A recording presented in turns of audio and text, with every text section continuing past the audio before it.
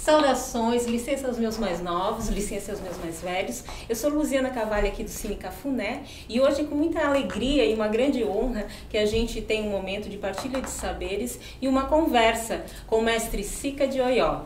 Mestre Sica de Oió é griot, babalorixá da tradição do batuque, aqui de Porto Alegre, no Rio Grande do Sul. E hoje a gente recebe com muita alegria aqui na nossa casa. Seja bem-vindo, mestre Sica. Obrigado mesmo estar aqui nesse dia, nessa data, né?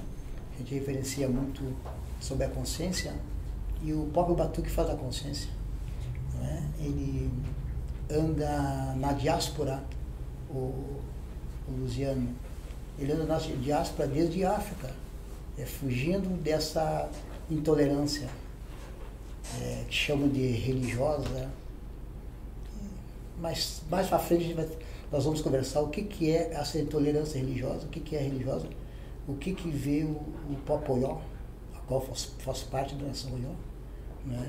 Tradição dentro do batuque, do que a maneira que a gente vê sobre religiosidade ou tradição. Mestre Sica, a gente tem uma pergunta que é um pouquinho clichê, mas a gente sempre inicia com ela. E eu queria saber, primeiramente, quem é mestre Sica de Oió? Tu fez uma pergunta que é mestre Sica de Oió, por exemplo. No meu ver, mestre, nem sempre o mestre é aquele que ensina, é aquele que aprende. Então eu estou há 64 anos aprendendo. Desde o ventre da minha mãe eu aprendo o que é a convivência em ser dessa tradição, em ser dessa nação que é Oió. O Sica, mestre Sica, ele vem a ganhar. O mestre foi com o tempo. Eu não nasci mestre e não sou o mestre único, o mestre sabedor de tudo. Eu sou então um mestre que eu aprendo todo dia, todo minuto.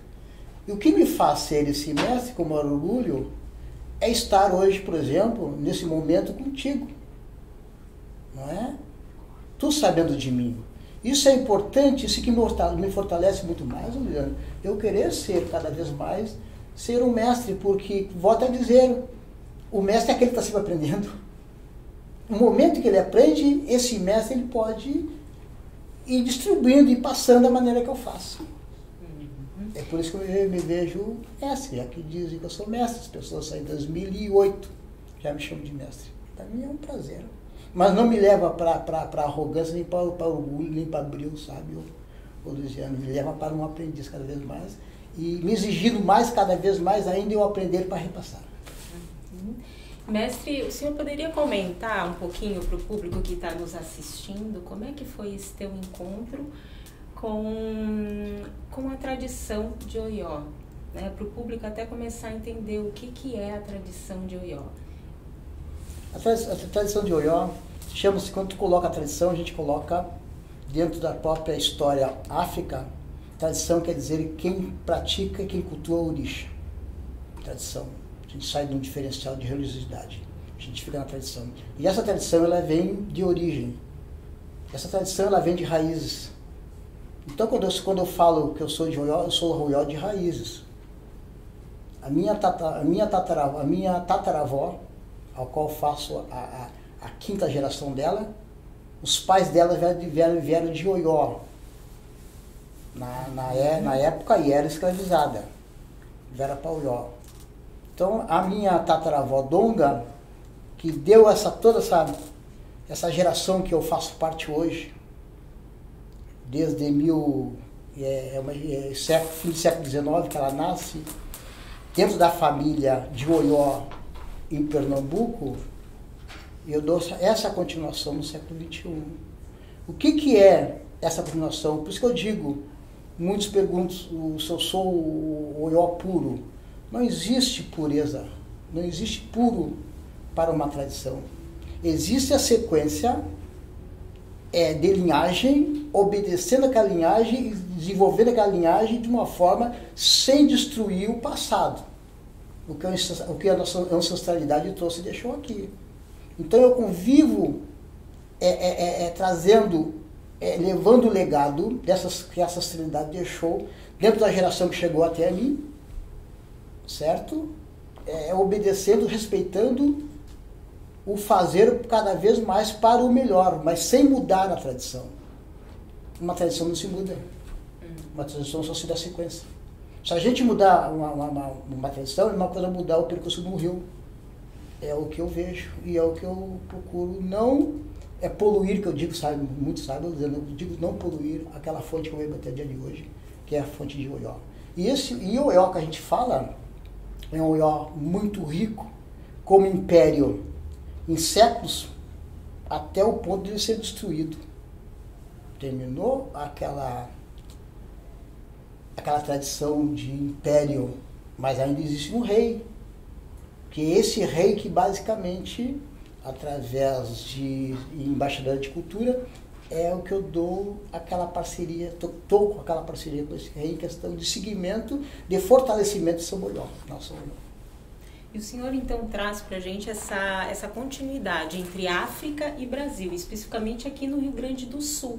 Né? O senhor poderia comentar mais essa travessia que vem direto? O que é o Oió para o público que está nos assistindo? O que é o Oió? Como é que ele se localiza ali na África? E como é que ele se dissemina essa religiosidade aqui na nossa região? É lindo, sabe? E contar a história de Oió. A história de Oió, ele inicia sendo perseguida sempre numa diáspora, já era perseguido por uma diáspora.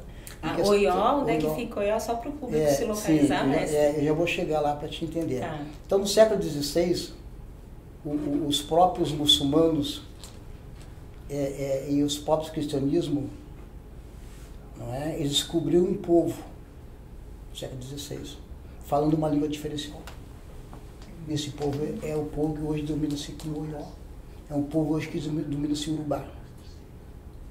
Então, esse povo ele já estava centralizado no ocidente do continente africano, que hoje se denomina muito a Nigéria. Hoje, o Oió como inicia pela dinastia de príncipes e princesas, ele vem ser formalizado por Oromiã como o sétimo império dessa família de Odudua. Oromiã se dá o nome de esse império de Oió. Mas esse império de Oió, ele fortaleceu-se muito porque ele deu um avanço muito grande, uma dimensão imensa em questão de guerreiros, de armas, de inteligência, de formalizar um grande império no século XVII. Ele começou a ter essa brutalidade. Ele vem a dominar os outros impérios que tinham na volta e colocar todos eles como cultura de Oió. Uma colocação que eu coloco, sabe, Luzero? Quando se fala rei de Inglaterra, rei de França e mais reis, mais ex, eles roubaram esse termo rei do nosso próprio povo Oió. Que já existia rei dentro desses impérios, dentro do povo Urubá, que era o Oió. O Oió foi o sétimo império a ser criado. Então, antes dele, teve 6 reis. Então, o fortalecimento, a grande força que se tem o Oió, que ele continua ainda como rei, o Oió com reinado monarca visto pela Europa, existe até hoje, que é o nosso rei, que eu chamo Lamedi III. Hoje ele está há 50 anos como rei dentro do próprio Urubá, dentro do palácio. Ele chama-se Alafim de Oió. É o homem que mora, o dono do palácio, vamos dizer assim. Então é linda essa nossa... E como é que o senhor localiza, em termos de tradição, da ritualística, como é que ela está aqui hoje em Porto Alegre? Né? Tem algum sítio, tem alguma geografia em que ela iniciou enquanto tradição, né? A partir que você falou com a sua tataravó Donga de Oxum, né? Que não sei se foi ela que iniciou essa linhagem de Oió, tradição. Em que local aqui de Porto Alegre que estava? Como é que começa essa história? Eu gosto Passa pelo seu bisavô, né? Até chegar seu avô, Máximo de Odé, e chegar ao senhor, que é um dos guardiões desses saberes da tradição de Oió. Então, eu digo dessa forma, o Oió ele chegou 200 anos após a chegada do povo banto como escravidão, certo? Esses 200 anos que ele chega em Recife, Porto, né? Foi lá que foi embarcado, e de lá eles foram um pouco do povo foi ramificado para Ceará, fortalecimento ao início de Charqueados, para o Ceará. Esse povo a qual eu faço parte, que vem ser a minha tataravó Donga, ela nasce em Recife, ela nasce em Pernambuco. O voo máximo, a qual eu bebo da fonte dele, falo muito o voo máximo, sim, ele também nasce em Pernambuco. Então nós temos aqui, por exemplo, são casas de nação, que se diz de Oió. A perguntar a eles, como tu fez a pergunta para mim, perguntar a eles também tem seus tataravós. Vamos dizer, vou dar um exemplo, mãe Donga, e a Donga, e a Lorixá, ela nasce em 1889 em Pernambuco. Mas já criancinha, já basicamente em berço, ela vem para o Rio Grande do Sul com os pais para Charqueadas, em Pelotas. Fica em Pelotas, Rio Grande. Depois de uma certa idade, ela vem a Porto Alegre, já com a pega dos pais.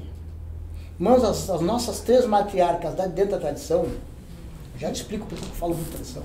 Se tu analisar, eu não vou falar sobre religião. Por quê? Qual é a diferença entre tradição e religião para o senhor, mestre? É muito grande. É muito grande porque uma tradição, ela é origem. Uma tradição, ela é uma origem. A tradição vem da raiz de um povo. Enquanto que a religião é um termo,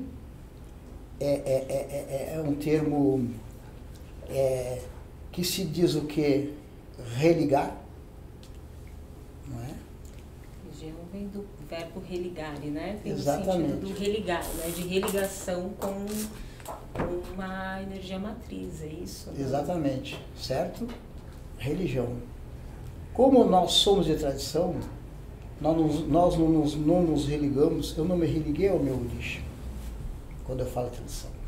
Tradição para o africano, em Oió, e na Nigéria, ele quer dizer orixá. Tradição é cultuar o orixá. Tradição é adorar o orixá.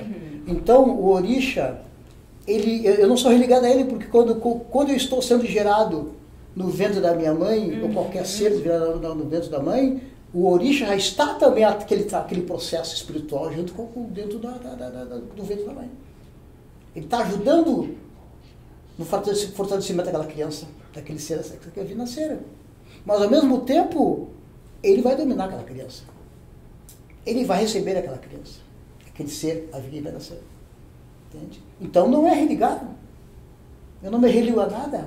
Nós de Batuque não somos religados a nada. Nós somos aparados pelo orixá. Nós somos abençoados pelo orixá.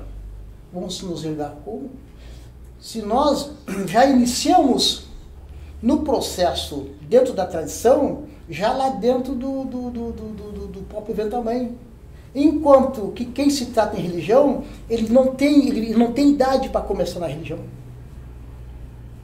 Ou ele começa criança, ou ele começa adulto. Mas ele tem que ser o quê? Religado através de uma escrita para ele ser visto dentro da própria religião. Aquele procura nós não.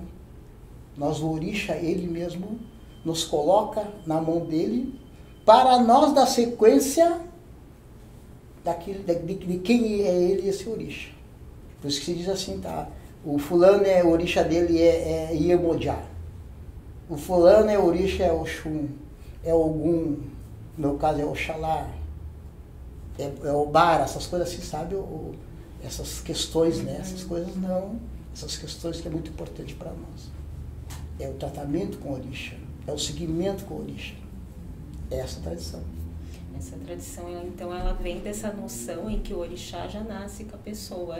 É isso que não tem essa questão da religação. E a religião é mais no sentido de cultuar, de preservar, de celebrar, né, de confraternizar aquela energia que já está com a gente. Mestre, vamos retomar. O senhor estava falando das 3 grandes matriarcas da linhagem de Oió, para a gente não interromper. Sabe que coincidência? Na própria Bahia, no Candomblé, teve 3 matriarcas que iniciaram o Candomblé. Certo? 3 mulheres e deu sequência muito forte de mulheres. Aqui no Rio Grande do Sul também teve 3 sequências de mulheres que iniciaram o Oió. Minha tataravó Donga, a parceira dela, parceira só de nação, de Oió, a Andresa de Oxum, que também era de Oxum, tanto quanto a minha tataravó, e a dada como princesa Emília Oialadiá. Foram as 3 mulheres que deram o nosso baluarte, que é hoje fortemente, que é o batuque. O batuque ou o batuque de tradição Oió? Fortemente da tradição Oió, com as 3 é tradição Oió, mas se forem pesquisar as outras casas de nação, as outras nações em questão de Cabinda, Adjedje, conhecido como Jeje, Adjedje e Ijexá, a gente não vê grande referência à mulher. Entendeu? Não querendo menosprezar as outras mães, mulheres que têm iniciar a situação. Uma grande mãe Madalena, que é de Cabinda, não posso dizer nada referência contra isso. Só que se tu abre qualquer sistema de internet quando Aparecida, tu vê o quê? Donga e Oxum, e mãe Andresa e Emília. Entende? Lamentável, não sei porquê. Agora eu tenho que falar, eu só sei falar, só posso falar, é o Oió. Entende? Sim. Uma questão dessa. Mas matriarcalmente, fortemente para nós, o Oió não foi homem. Foram 3 matriarcas. Foi 3 mulheres. Para te ter ideia, é uma coisa interessante.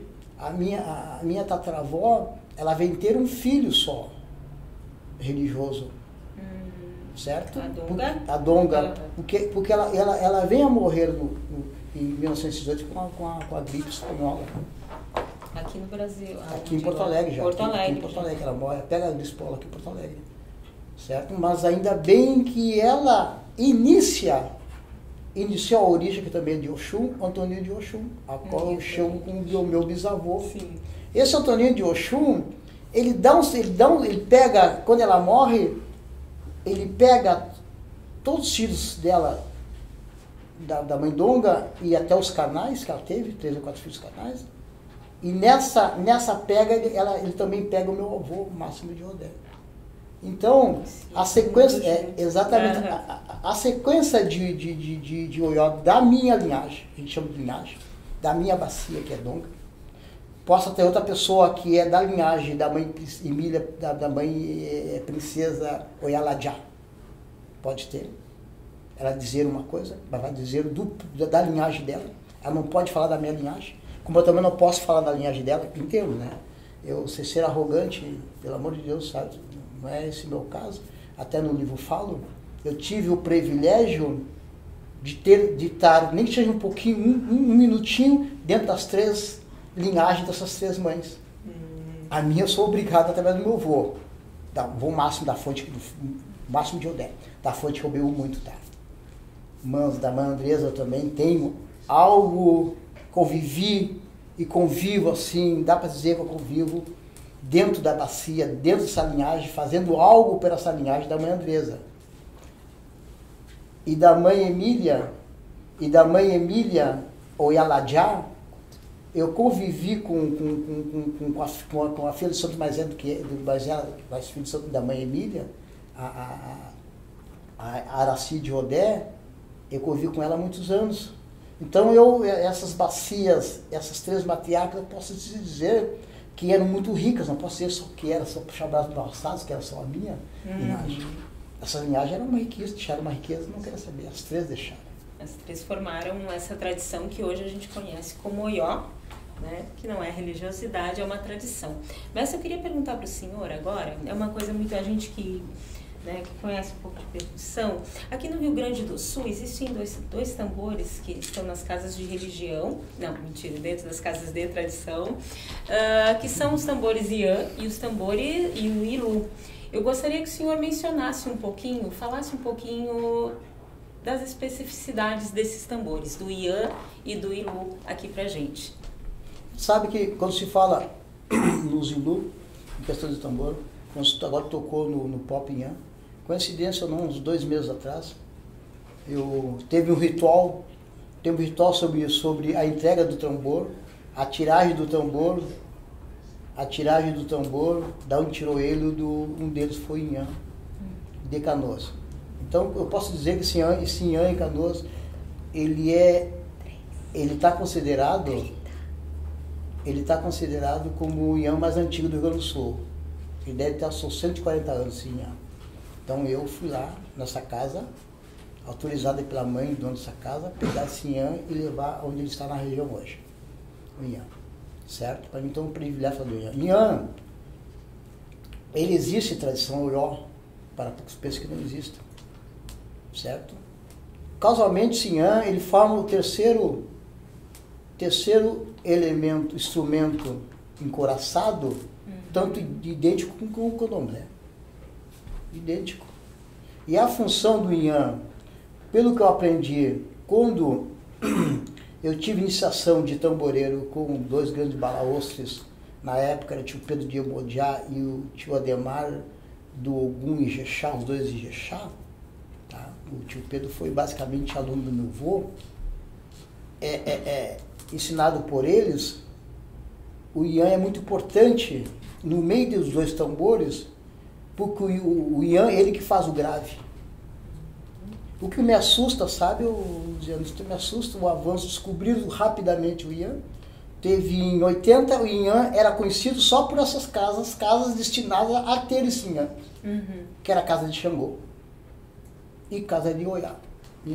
Só os 2, 100% de Xangô. Certo? Ter esse instrumento. Mas, e também, só quem podia tocar Ian era filho de Xangô.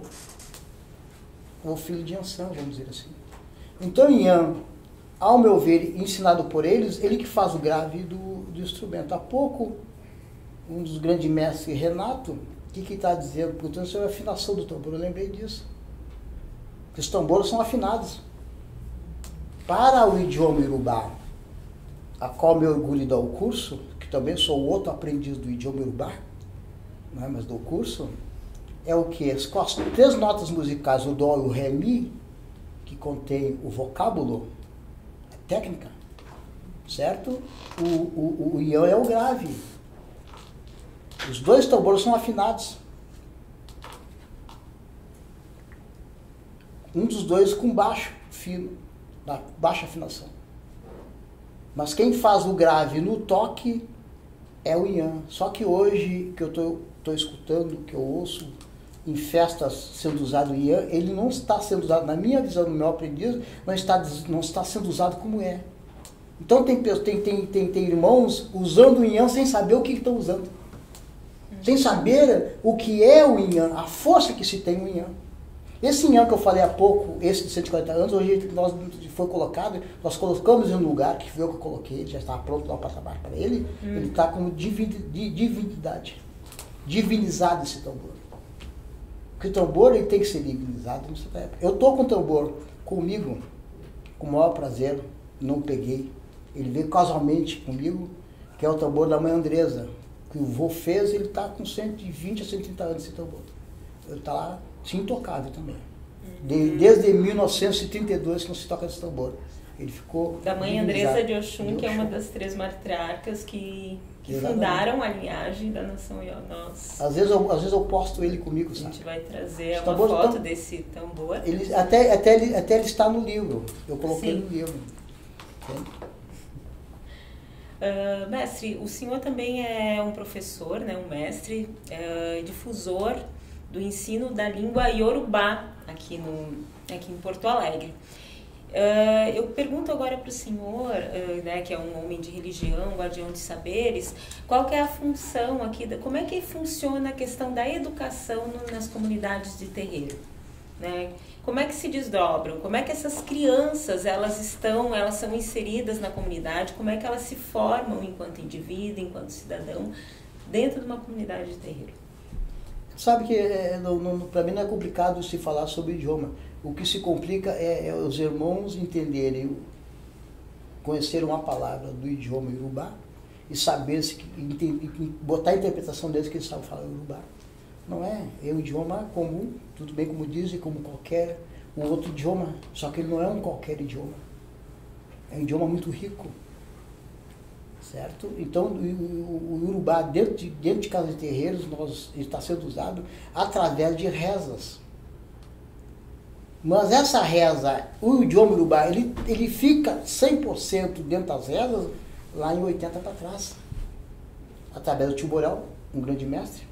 O senhor repete para mim essa última frase, o idioma fica dentro das rezas? O idioma está, as nossas rezas cantadas para os nossos orixás, ele é Yorubá. Dentro da tradição de Oió, aqui do Batuque de Oió, Batuque geral. Aqui no Rio Grande do Sul. Batuque geral, tá? Não é só Oió, Indiexá, Cabinda e Jeje. Também cantam em Yoruba, tá? Cantam também Yoruba, aí que tá, certo? Cabinda também? Todos eles cantam Yoruba. A questão, o Yoruba, a produção pode ser Yoruba ou Yorubá. Vai na acentuação que o idioma Yorubá, ele é 3 notas musicais, com três notas musicais, Dó, Ré, Mi. E cada uma delas é acentuada, o grave, o agudo e o sem acento. A gente só dá a pronúncia com os lábios. Eu estou dando grave. Deu um agudo. Eu dei um agudo. Eu dei um agudo. Eu dei um grave. Estou dizendo pai. Eu dei o grave. Sim. Mas dentro da própria rezas, certo? Por que eu digo que lá em 80 para trás, até o Timborel, os tamboreiros, que se chamam alabê, dentro da tradição, certo? Para eles cantar em Urubá, rezar em Urubá, eles têm que entender o idioma Urubá. Não é aprender a tocar o tambor, não é aprender as rezas que nós temos na tradição, que é do Obara até Oxalá, não é? Sequências de Oió, bem diferencial das outras lados, que nós chamamos de outra nação, mas tudo é Urubá. Como se diz assim o próprio povo de Jeje, não, nós falamos o fom. Tudo bem, dentro da reza, mas ele só diz uma palavra, 2 palavras em fom. As outras palavras são todas Yorubá. E o idioma Yorubá, eu gosto de botar muito ao Oió. O idioma Yorubá, ele fortalece e nasce dentro de Oió. Lá no século XVI, que esses muçulmanos e os racistas e os traficantes de seres humanos que viram que tinha um povo falando diferencial dos outros. Esse povo é o Oió, que era na época, era um povo que é chamado de Alcumim, e o idioma Iô. Iô, em século XVI, ele vem a ser, no século XVIII, que ele vem a ser o Oió. Aí que nasce o império pelo príncipe Stossi Rei Oramian, ele cria esse império, aí formaliza como Império de Oió. Mas antes era Catunga. São essas diversidades que nós temos dentro do nosso próprio questão África. Então é importante, sabe, é importante os povos de os terreiros saberem o idioma. Isso é importante. Babaruixá não só dizer, como ele só diz hoje, com todo respeito tem, mas nós estamos falando dentro daquilo que é o idioma. Ele fala o agô, ele fala o epô, entendeu? Mas tem uma diversidade de palavras que o Urubá contém. Muito rico até, que é lindo, sabia? Já viu todas as casas falando de Urubá. Eu volto a dizer, tá? saber meia dúzia de palavras Yorubá e ler um dicionário Yorubá e dizer que sabe Yorubá não me contenta, não é essa a minha visão como curso que eu dou. Uma vez eu vi da boca do Pingo Borel, né, filho do mestre Borel, falecido mestre Borel, em que aqui em Porto Alegre se conservava muito o Yoruba arcaico. O senhor pode me falar, porque tem um dia é muito acentuado nas rezas, em vez do já, o já, né? O senhor pode comentar um pouquinho aqui para o público sobre isso, sobre essa questão do Yoruba arcaico e como isso é preservado dentro das rezas do batuque? Na realidade, quando o tio Borel fala o arcaico, ele fala da fala nativa, certo? Com o progresso do mundo e o interesse do europeu, dizem eles que ajudaram o povo Yorubá a criar um dicionário. Isso tudo foi mentira. Entende? E nesse dicionário eles criaram, aí que eles notaram que através do conhecimento do europeu musical na escrita, não na prática, o africano também tem conhecimento na prática, então como eles dominam o papel, o europeu domina o papel, eles botaram essas notas. O dó, ré, mi, aí que eles viram no ouvido deles que o negro dizia um dó, dizia um mi, dizia um ré. Tá entendendo? Dizia o tom agudo, o tom grave. Aí trouxeram para dentro. Só que quando o tio Borel fala arcaico, é aquele idioma nativo. Que eu também posso falar idioma nativo. Aprendi um pouquinho, não o tanto que o tio Borel aprendeu. Quem falava nativo era o tio Borel, o tio Tureba, meu avô, essas vós que eu falei, todas elas falavam o arcaico. Entendeu?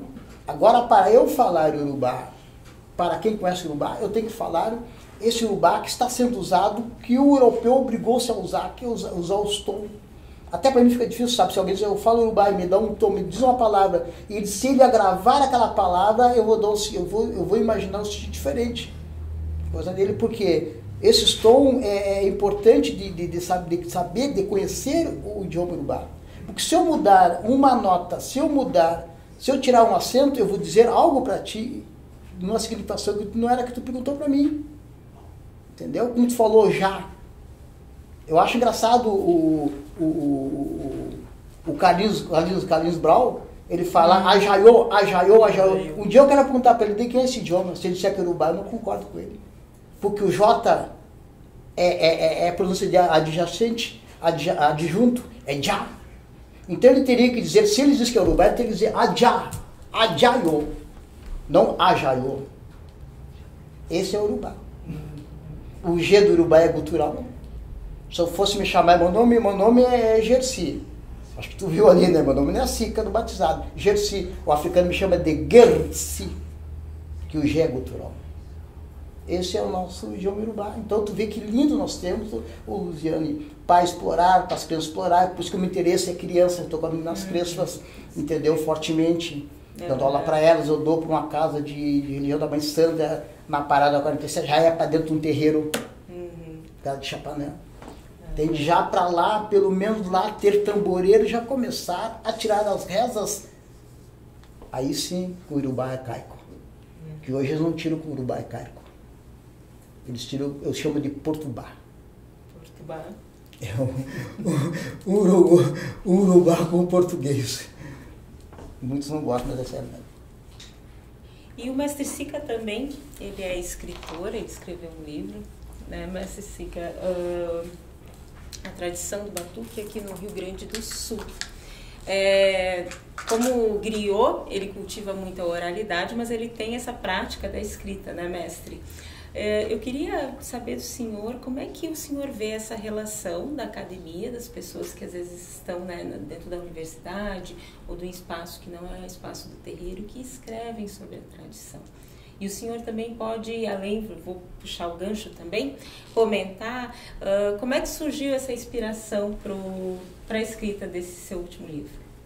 Então eu vou iniciar do primeiro livro que eu escrevi um livro em 2012, fiz uma porcaria, tá? Eu tirei um monte de informação ali, deu uma confusão, de muitas cabeças.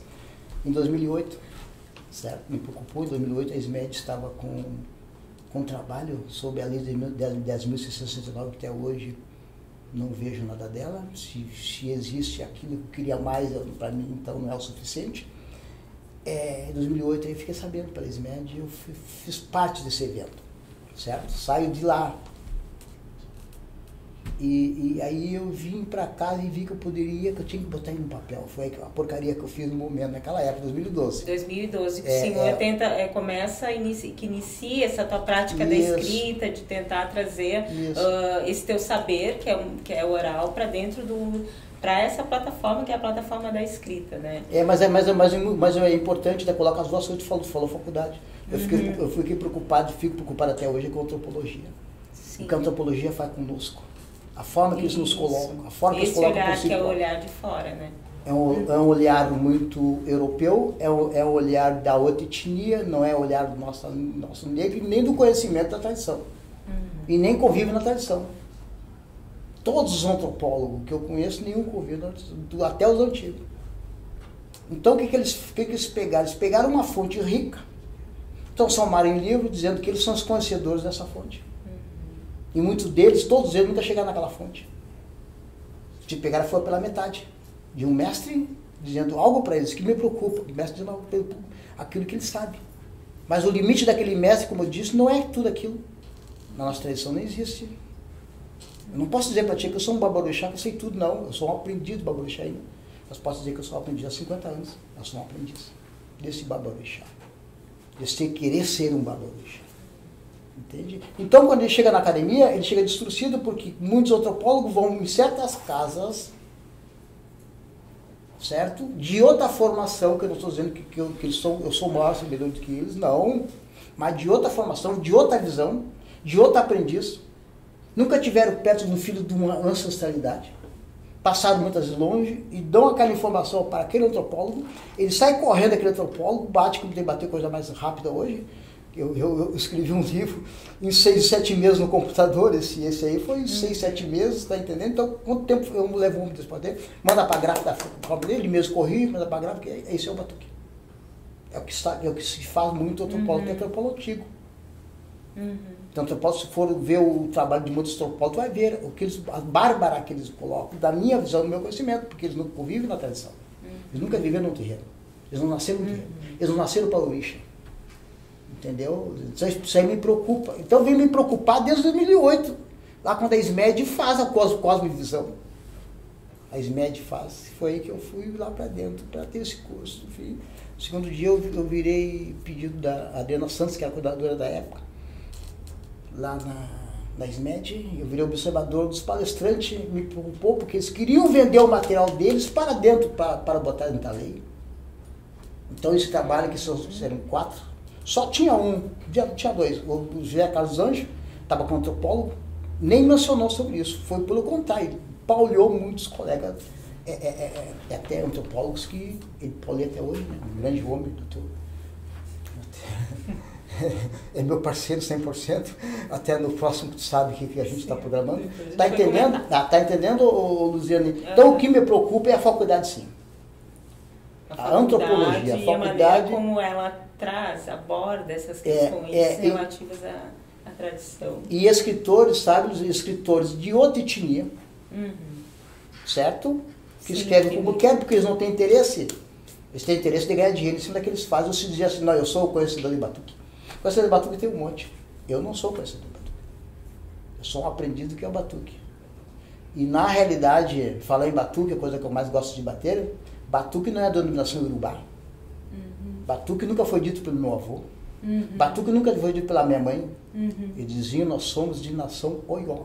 Nação. Então, ao invés vocês utilizam mais a palavra nação, faz muito mais sentido para vocês do que a palavra batuque, que muito da religiosidade, né? A gente chama de religiosidade matriz africana, é conhecida principalmente por batuque aqui. Então, para quem é de dentro, a palavra batuque não funciona. Funciona a palavra nação. Por quê, mestre? Por que a palavra nação faz sentido para vocês? É bem rápido de entender.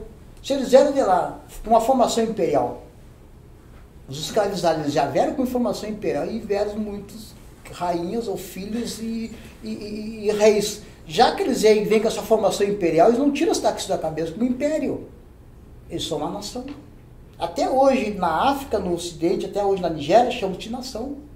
eles se qualificam da comunicação. Nós temos um rei sentado hoje numa cadeira, num banco, não é? No que sentido, num trono, como rei de Oió. E essa questão de nação, ela se dá de vários sentidos. Porque se for, eu não sou conhecedor de português, tá? Eu não sou conhecedor de dizer siglas. Nação, se tu vê o que é uma nação? O que é nação? É um povo que se une, que tem cultura, que tem idioma, que tem o seu culto, que tem tudo. É um povo. Esse é esse povo. Nós somos assim. Nós, Oió, nossa Casa de Nação Oió, nós temos política, nós temos cultura, nós temos a tradição, o tratamento com nossos origens, nós temos a nossa vida social, nós temos o contato e o convívio com a ancestralidade, nós temos a sociologia, nós temos hoje falado, me dá licença, a nossa doutora, advogada, nós temos a advocacia, que é o nosso grande origem, que é Xangô. Ele é um juiz, ele é um advogado, ele é da justiça. Entende? Nós temos tudo dentro daquilo que se chama nação. Batuque, por exemplo, Batuque é uma denominação banta, certo? Que veio com o povo banto há 500 anos no Brasil. Batuque. A palavra batuque. Batuque. Tá. Chamo também de batuco. É de Cabo Verde. É um grande grupo hoje, sempre foi um grande grupo musical de mulheres. É coisa mais linda, quem conhece batuque, quem não conhece que entra, vai ver o que é batuque. Cabo Verde veio já. Porque essa denominação batuque, ela dá dentro das charqueadas. Os negros batendo, fazendo batucada. Por isso que origem fica na mesma origem batuque, batucajé, batucada. Bater. Batuque vem do termo do bater. Não é nosso caso. Já que os malfeitores botaram todo mundo junto, esses negros só fazem batucada. Esse é o negro do batuque, foi com batuque.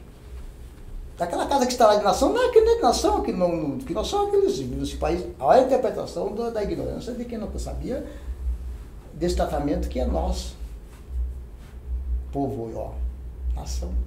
Nós somos uma nação. Por que casa? Porque cada casa foi tendo as suas matriarcas, seus segmentos, nação. Então, todos aqui nós somos casa de nação. Por isso nós somos diferencial de candomblé. De candomblé, porque candomblé é roça e terreiro. Nós não formamos de roça e terreiro, nós formamos toda a nossa parte moradia social pela a escravidão. É casas, então nós somos casa de nação. E o senhor comentou agora que vocês têm sociologia, vocês têm advocacia, vocês têm uma produção muito grande, muito rica de saberes dentro das casas de nação de Oió, das casas de nação, né? Que são esses locais de produção de saberes. Vou retomar de novo a pergunta sobre a questão da educação das crianças ali dentro. Como é que se dá a questão do nascimento e do batizado, né? Como é que nasce uma criança ali dentro da tradição aorixa? Comenta um pouquinho pra gente, como é que é produzido esse saber? Na antiga, porque a antiga é uma tradição mais caseira, nascia na casa, não é? Eu fui feito parto na casa, uma sequência de Deus, depois se veio para o hospital, né? Então, antigamente, os partos eram realizados dentro do próprio, da casa. Quem tinha seu terreiro, ele nascesse, certo? Eu conto a história que contaram que é minha, em questão de nascimento, que é assim que faz o povo iorubá, certo? Nós temos a ligação do nascimento, a criança ela é ligada com o próprio ventre da mãe. Mas quando ele sai de dentro do ventre da mãe, ele continua ligado com o que é da mãe, que é a placenta. A placenta que nos faz a nossa ligação. Quem faz a ligação nossa com a terra, com a natureza, com a nossa origem é a placenta. Certo? É um elemento de muita importância para uma mãe que naqueles tempos a placenta era enterrada e plantada uma árvore para dar seguimento àquela criança. Ali estava ligando já aquela criança.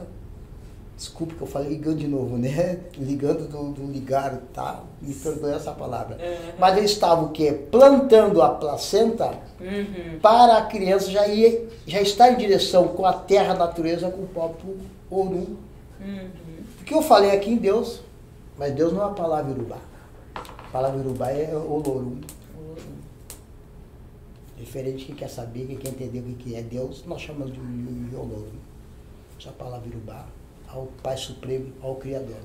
Então, aquela placenta daquela criança, ela vai dar a energia, o axé, da terra com o próprio Orum, através do orixá, do ori, da cabeça da criança. Ori em Urubá, cabeça em Urubá quer dizer Ori. Então é essa que faz essa comunicação nesse tempo. A questão dos dias de hoje, certo? Como é parto, me fez, até foi o Zé Carlos dos Anjos com esse livro, ele me fez essa pergunta, tá? E agora como é que fica? Qual é o momento que o orixá tem quando a criança nasce no hospital, que a placenta vai pro lixo? Nós perdemos muito. Nós perdemos muito. E porque eu soube também, essa prática tem também na parte indígena. Também é a mesma forma. Eu fiz uma live, uma palestra com uma indígena. De se oferendar, de se colocar a placenta junto à terra, e dessa ligação, dessa celebração. Essa é a costume habitual que o pop europeu, que a gente continua dizendo, né? Que nós essa dizemos. Celebração da energia da criança com a natureza. Exato, aí que tá. Mas quando nasce, fiz uma pergunta agora, do dia de hoje, nasceu hoje, por exemplo, tudo bem. Já que não tem como pegar a placenta e enterrar onde for, aquela criança, certo? Ela vem para casa e ela vai lá ser oferecida, ser ofertada, ser mostrada para o orixá. Mas aí já todos os orixás. Imaginando é uma forma do orixá que já pegou a cabeça daquela criança quando estava lá na barriga da mãe, daquela criança lá, o que ele fez? Ele já vai com aquela criança, tem que levar lá para apresentar para todos os seus parceiros, os seus irmãos, os seus amigos, entre eles, não sei como é que eles se lidam, que são luzes muito altas, eu não posso te falar por eles, mas vai ser apresentado para os orixá. No Odibó. O Odibó chama-se Quarta Santa, onde estão todos os orixá, onde está o Urumalé, tudo ali. A criança é apresentada. Com o tempo, 7 dias, aquela criança vai ser tomada um banho de miró. Assim vai dando sequência para aquela criança. Nós não obrigamos aquela criança a dar o seguimento dentro da própria tradição. Isso vai ser por escolha dela. A gente sabe que o orixá deixa ela ir até onde ela quer, depois ele puxa ela de volta e traz ela para a tradição. Essa que é a questão do nascimento. Porque quando a mãe está na geração, gerando aquela criança, a gente se faz segurança. O Babadoxá e a Orixá começam a trabalhar em volta daquele embrião, ordenado pelo próprio orixá. Esse é o certo. Aí o orixá e o Babadoxá, ou o que for, também começa a ajudar. Eu digo dessa forma, sabe, Luciano? A mãe, ela é uma prestadora para o orixá. Ela presta o corpo ao orixá. Depois que a criança sai de dentro dela, quem toma conta direto é o orixá. E quem ordena ele, a mãe cuida como mãe. Não é? Todos cuidados como mãe. Mas quem domina mesmo, quem dá ordem, aquela criança, sobre aquela criança é o orixá. Que a gente chama o orixá que pegou a cabeça da criança.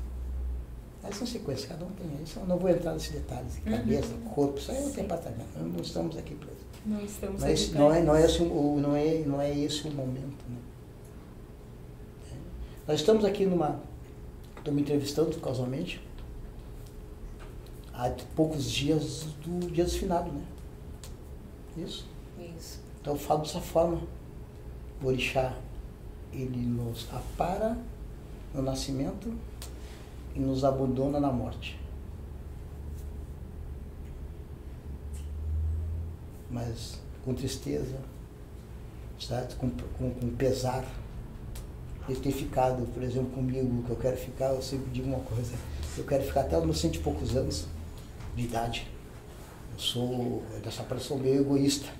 Eu quero ficar até 100 e poucos anos para aprender, e a gente sempre nos conhecendo, e trocando, e conversando, tá entendendo? E ter outras ideias, e ter outros momentos que nem esse. Mas o orixá, ele me aparou, não me abandona. Só a própria destino meu, não é? A sequência de vida que ele me abandona depois da minha morte. Quanto isso, me abandona. Mestre, curiosidades, eu vou explorar mais um pouquinho. É com relação também sobre essa produção de saberes que são feitos, que existem ali nos terreiros, nas comunidades de terreiro, nas nações, né? Aqui o que gostaria, muitos desses saberes também eles são da área das artes, né? A dança, a gente tem a música, a gente tem uma plasticidade, né? Tem uma visualidade que é produzida ali nas celebrações, né, que isso, né, dentro da ritualística, tudo isso, né, você tem uma informação visual e aquilo é bonito de se ver, né? Como é que o senhor, e muita gente produz arte, produz apresentações artísticas, produz intervenção cultural, para um espaço que não é o espaço sagrado, né, utilizando essas danças, esses cantos, esses toques, né? Como é que o senhor vê esse trânsito do que está, como é que o senhor, você, mestre Sica, entende, observa, vê esse trânsito entre o saber do terreiro, a dança, o canto e as danças que são apresentadas para um público em geral, assim, como é que o senhor vê essa transposição? Da estética do terreiro. Não, eu não posso dizer que eu achei a coisa mais normal. Como é que o senhor, eu quero ver isso. Eu achei, né? Não é que eu acho. O que você acha? O que pode, o que não pode ser feito? Como é que é esse trânsito? Não, aí que está uma questão, sabe, uma questão muito particular de cada um. Sim. A visão de cada um. A minha visão é o seguinte, ela iniciou desde 2008. 2008 eu saio de dentro do terreiro. 2008 eu saio aquele dia e daquele dia estou até hoje sem fazer a prática para o orixá. Como eu fui iniciado, como lá em 79, dia 11 de novembro, faz tempo que o orixá, o Oxala, foi colocado na vasilha para dizer que eu sou iniciado, sou Babalorixá, dia 11 de novembro de 79, certo? A minha mãe disse para mim, a minha Iá disse para mim, a partir de hoje tu é um Babalorixá, certo? Eu fiquei nesse momento com o Babalorixá, como no pensamento dela, eu fiquei até uns 4 anos atendendo, jogando o jogo do búzio, que não é jogo de Ifá, é jogo de búzio, atendendo freguesia, sem depender de tudo isso, sempre trabalhei fora, nada contra quem depende da tradição para a sobrevivência, não era o meu caso, certo? O que acontece? Eu vi um dia, em um momento, que não era suficiente para mim ficar naquele local. Foi em 2008 que eu saí para esse evento das médicas de visão e não voltei mais no terreiro. O que eu digo? Não voltei para a interpretação, hein? Não voltei para o terreiro para fazer essas práticas.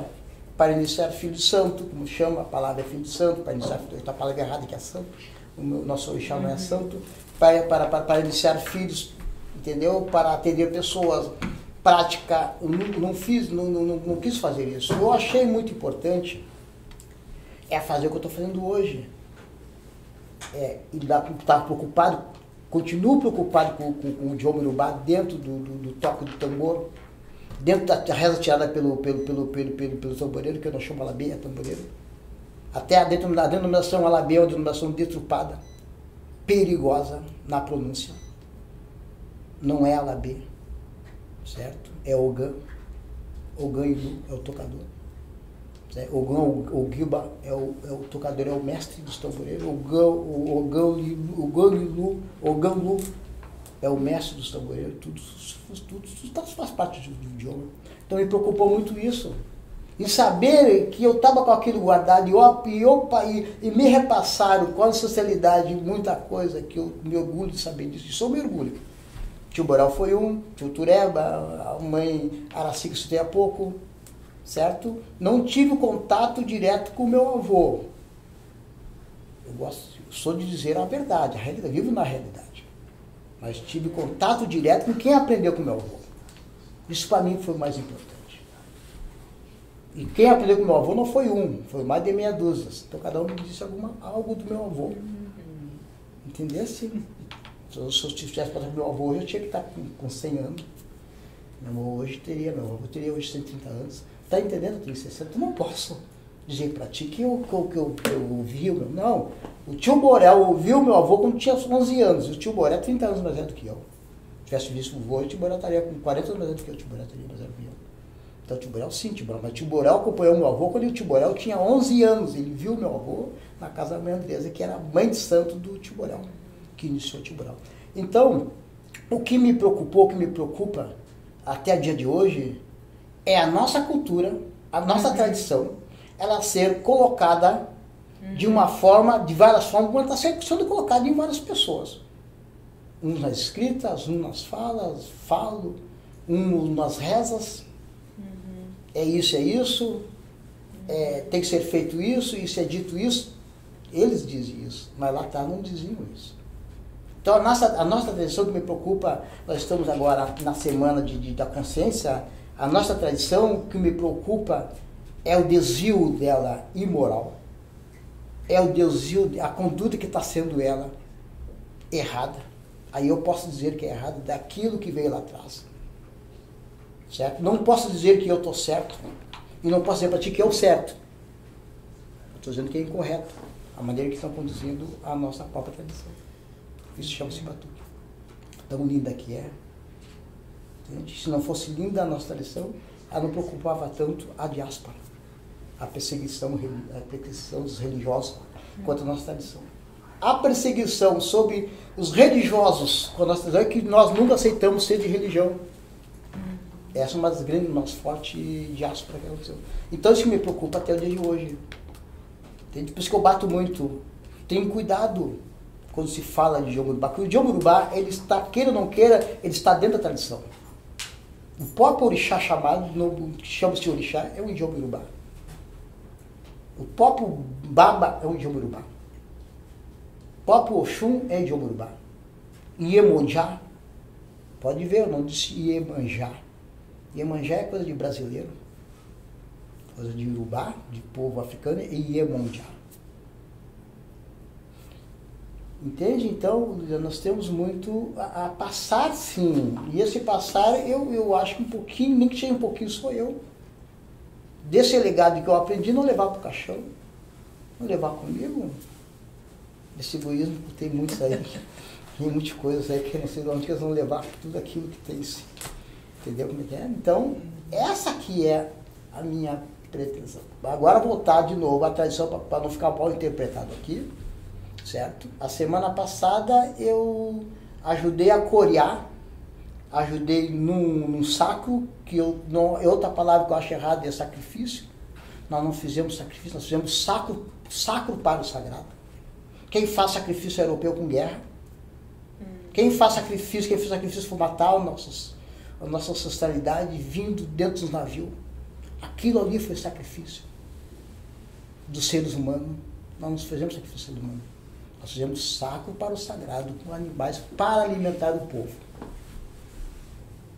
Nós gastamos para a comunidade.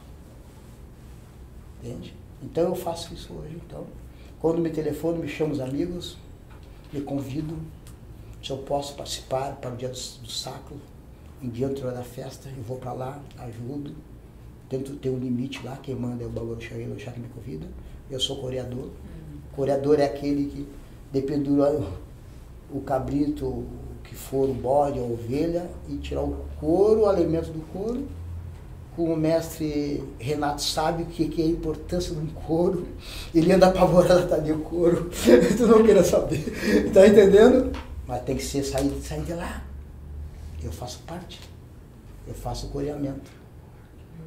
E de muitos anos, eu faço coreamento desde 73, interrupto. Só me chamarem. Então eu continuo fazendo a tradição, só que eu quero fazer a tradição de forma cultural. Porque para mim isso é muito importante.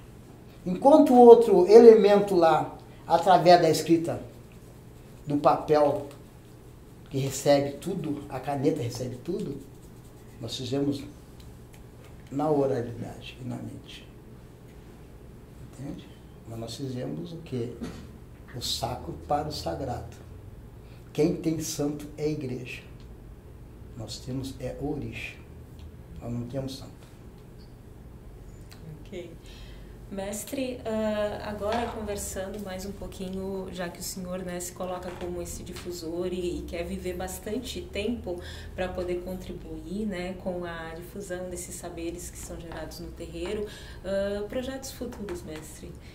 O senhor como escritor, como professor, como educador, o que a gente pode falar de futuros projetos aqui para a gente poder, para dar continuidade a esse seu aprender e ensinar dos sabe que saberes. Sabe que essa pandemia, por exemplo, ela chega num momento, a gente sabe, fortemente destruindo tudo. E uma delas foi, não posso me queixar esse ano dentro da cultura, eu fui contemplado pelo Aldir Blanc através do calendário. O calendário Iorubá, né? Exatamente. Pode comentar pra gente rapidamente sobre o que é o calendário Iorubá? O calendário Iorubá eu inicio em ano 2016, mas era uma folha. Com o calendário de madeireira, de farmácia. Só que o artista Marcos Porto, homem inteligentíssimo, grande artista, ele que faz para mim a gráfica. O que eu disse para ele? Eu quero dicionário Iorubá. O que é esse dicionário Iorubá? Todo ele Iorubá e traduzido em português. Dia, semana, certo? Dia, semana e mês. Tudo em Iorubá. O que eu pensei comigo quando eu fiz a proposta da folhinha dele em 16?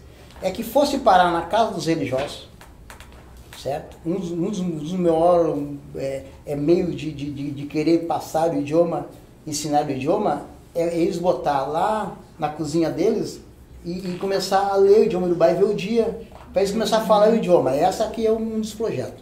16, 17, 18 eu fiz, 18 eu fiz. Aí o Marcos pôs um pouquinho assim, o mestre, a gente tem que, eu vou mudar a forma de fazer. Aí existiu essa lei de Blanc, aí ele fez esse calendário que é uma revista. É um diferencial, é um calendário diferente, continua sendo, coisa mais linda, continua sendo ele Iorubá, e é o português. Só que ele botou arte dele do grande artista Zé Daci, que é de Arroio Grande, sul do estado. Essa que é a nossa questão. Mas a minha questão de projetos dessa forma é todo ele cultural. Eu faço em 2008, 2011, eu faço encontro de povos originários e hereditários vindo de África, certo? Não lembro o ano que eu trouxe um palestrante do Benin.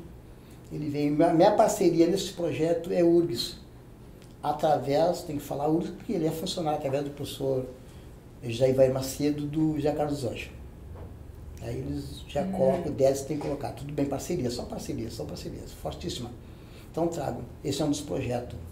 O outro projeto que eu estou hoje, que a pandemia não deixou, é o projeto do Mercosul. Eu fui convidado pela comissão do Afrodescendente, dia 8 de novembro na Argentina, eu fui convidado para participar como representante do Brasil. A ideia apresentou foi o seguinte: eu só entro com vocês se colocar todo o Brasil e basicamente toda a América. Se afrodescendente do Cone Sul tem botado da América, que era o próprio Uruguai. Arrancamos 100% muito bem avançado nas reuniões. A pandemia veio, nós quebramos para todo mundo. Mas ela continua. Esse é um projeto que ele vai até o projeto aquele afrodescendente da ONU. Então ele está originalidade na Comissão da Argentina. Eu sou o produtor cultural desse projeto, certo? Eu sou produtor cultural. E no ano 22 a gente vai lançar. Mas tem um livro que o José Carlos dos Anjos, em 5 ou 6 entrevistas está tendo comigo, esteve comigo, nós demos uma pausa, ele pegou todo o material oral, né, em questão de live, né? Ele me entrevista, faz pergunta para mim.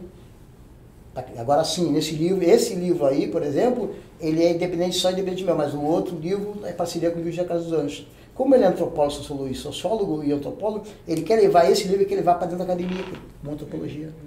Aí que entra essa grande parceria de projetos. Mas estou num projeto aí que eu convido hoje também, quem está ouvindo, não nesse, tá? Mas eu estou com o produtor para parceria. É um evento que vai ter na Vila do API, tá vindo o André Renato, que é o filho do Sereno do Fundo de Quintal, dia 7 no API, vai ser um show, entendeu? Então, qual é o nosso projeto? Meu e do Walter Honorato, compositor de Salgueiro, esse produtor desse evento. É ele que, esse evento é só dele, tá? Não estou dizendo que eu sou só o anunciador e é o que? Nós pegar talentos a princípio do Rio e dar apoio para esses talentos. E isso também fica aqui no Rio Grande do Sul. Como tu sabe que tu faz parte da Expo, né? O mestre Renato, você sabe que a minha visão, o que é ajudar a comunidade, é botar luz para grandes artistas que não precisam dessa luz, mas tinham que ter essa luz já iluminada há muitos anos. Mas nossos artistas são sempre escalhados para cá, tirados para cá, jogados para lá, a diáspora pega aqui. Então nós queremos o quê? Nos unirmos e dividir esse bolo que está aí. A gente dividir ele até o ano 24. Tá. Mestre, com muita gratidão, agradeço imensamente a sua disponibilidade, o seu interesse, as suas palavras. E a gente começa encerrando por aqui mais essa partilha de saberes junto com o mestre Sica de Oió, que esteve aqui conosco. E sintam-se todos contemplados. Até mais!